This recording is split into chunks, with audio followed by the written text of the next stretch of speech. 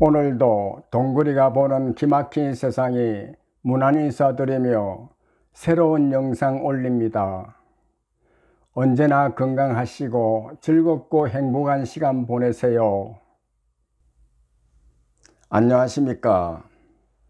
오늘은 불교의 4대 천왕과 십자가라는 제목으로 함께 생각해 보겠습니다. 종교를 크게 구별하면 수행종교와 은행종교로 나눌 수 있습니다. 대부분의 세상 종교는 사람이 수행을 통해 신의 경지에 도달해야 하므로 수행종교라 부릅니다. 불교도 마찬가지입니다. 그러나 기독교는 하나님이 사람을 찾아와서 구원해 주시는 종교입니다. 그래서 은혜 종교라 부르기도 합니다. 우리나라 절의 구조는 먼저 일주문이 나오고 일주문을 들어서면 천왕문이 나오고 천왕문을 지나면 본당이 나옵니다.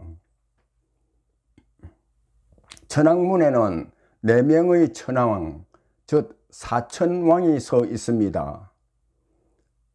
사천왕은 몸집이 엄청나게 크고 눈이 부리부리하고 얼굴이 험악하게 생겨 보기만 해도 섬뜩하고 몸이 으스스해지도록 만들었습니다.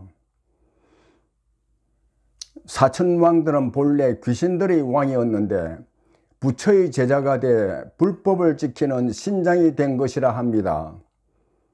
사천왕은 불교의 많은 신 중에 지위가 가장 낮다고 합니다.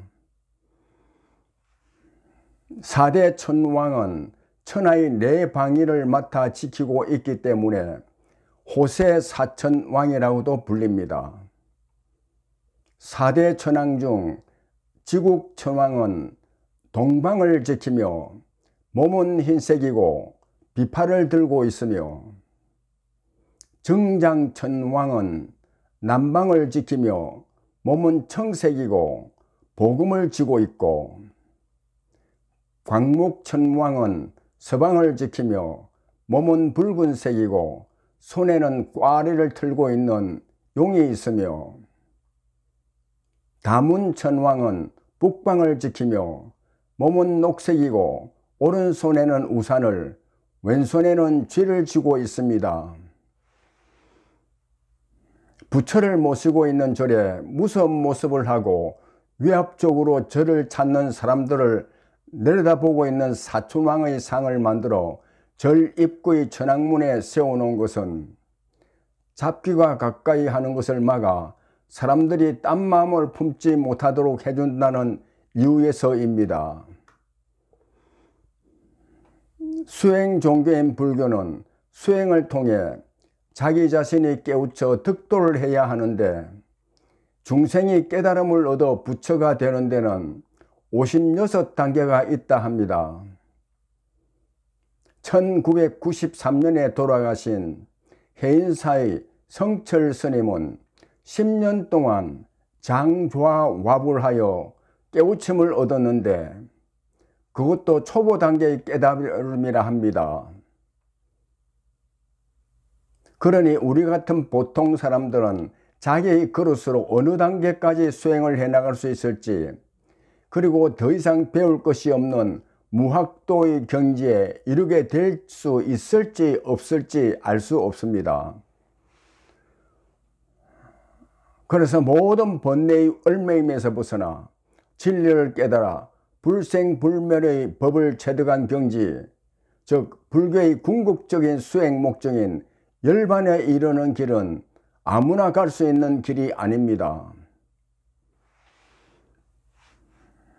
절 입구에 4대 천왕이 눈을 부라리며 사람들을 위협하며 서 있는 것과 달리 교회 입구에는 십자가가 세워져 있습니다.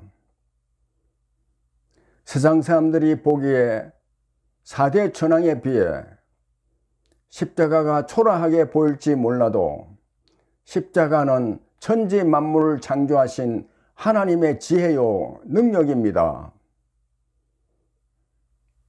피조물인 사람이 창조이신 하나님 앞에서 죄를 범한 후 죄가 세상에 들어와 사람을 포함한 모든 피조물이 죄 아래 있게 되었습니다. 따라서 세상의 어떤 사람도 이 죄 아래에서 스스로 벗어날 수 없어 영원한 멸망의 길로 가게 되었습니다. 하나님은 영원한 멸망의 길로 가고 있는 사람을 여전히 사랑해서 죄로부터 구원해 하나님의 사랑과 은혜를 누리며 살 수 있도록 누구도 상상할 수 없는 기막힌 일을 하셨습니다. 그것이 십자가입니다. 십자가는 천지 만물을 창조하신 성자 하나님이신 예수 그리스도께서 죄인들을 구원하기 위해 사람의 몸으로 이 땅에 와서 죄인들의 모든 죄와 허물을 담당하시고 십자가에 못 박혀 죽은 것을 말해줍니다.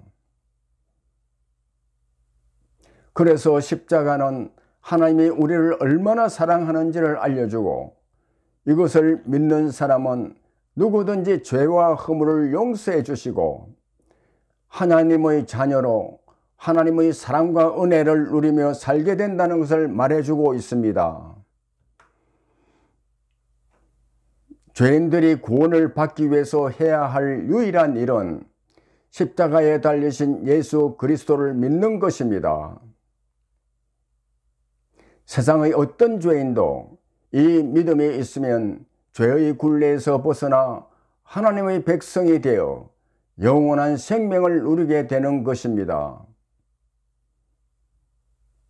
이 믿음 외에 스스로 해야 할 일은 아무것도 없습니다.